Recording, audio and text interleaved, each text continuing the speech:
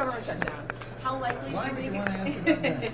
only a few hours. How likely is it that we're heading toward this government shutdown? And the president now threatening to fire a lot of workers, he says. Could that be blamed on Democrats here? I don't know how it could possibly be blamed on Democrats if the president is threatening to fire hundreds of thousands of federal workers. The Republican Party controls the House, the Senate, and the White House, and he didn't meet with or negotiate with Democratic leaders at all until yesterday. It was an unproductive meeting. What Democrats have been asking for is simple.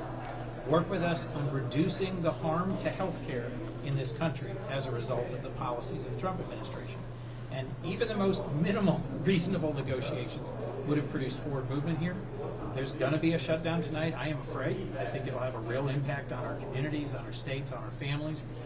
We already know that insurance rates for health insurance in our home states are going up dramatically starting next month. Most Americans are just tuning into this issue.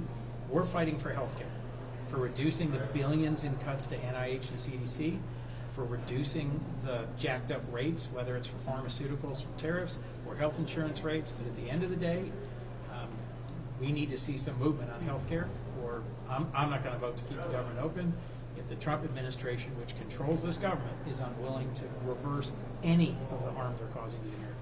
So what is the way out if we do wake up tomorrow?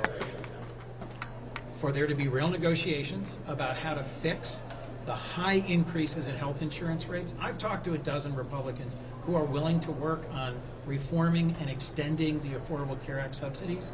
Most folks don't know that right over the horizon in the next month, we're going to see big increases in health care costs. It's a consequence of decisions Republicans made months ago in their big, beautiful bill.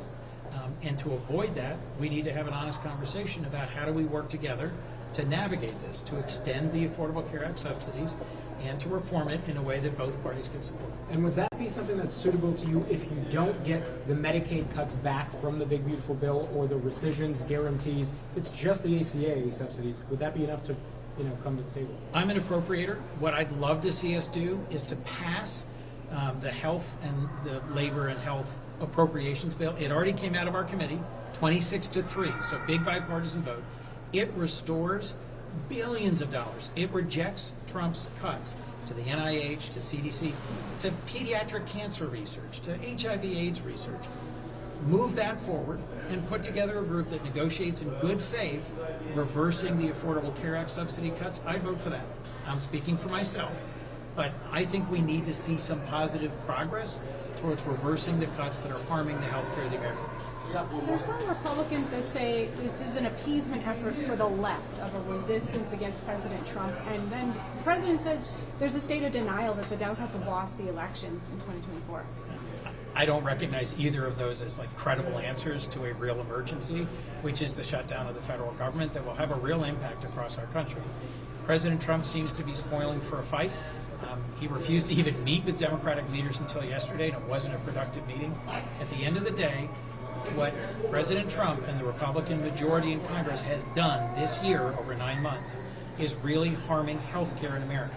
I'm concerned about how it's impacting my state, and I want to work across the aisle to find a way to address those harms. Do you think that Democrats will stay together and united heading into this vote on the 7-week bill this afternoon or evening, whenever it happens?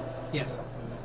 You're not at all concerned that they might try to peel off somebody, or that they will peel off some Democrats besides Fetterman? Look, there's always a few senators who vote one way or the other. We almost never have an absolutely 100% vote on anything. I mean, we can count on Rand Paul in almost every Foreign Relations Committee vote to vote the other way than his party. No disrespect to Dr. Paul. So will it be 100% for either party? Probably not. But 95%, 98%, yeah.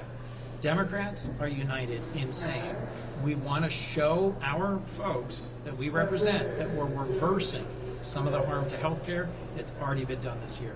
And when people start seeing their health insurance rates next month, they're going to know what we're fighting about. Some Democratic leaders have said they feel Russ Vought's comments are just intimidation to try to bring you all to force you to vote for this. What do you? Do you think he is being realistic that he might instruct firing of hundreds of thousands of federal workers? Look, the OMB director, which is Russ Vought's position, has a lot of power in a shutdown to decide exactly how the executive branch is going to act.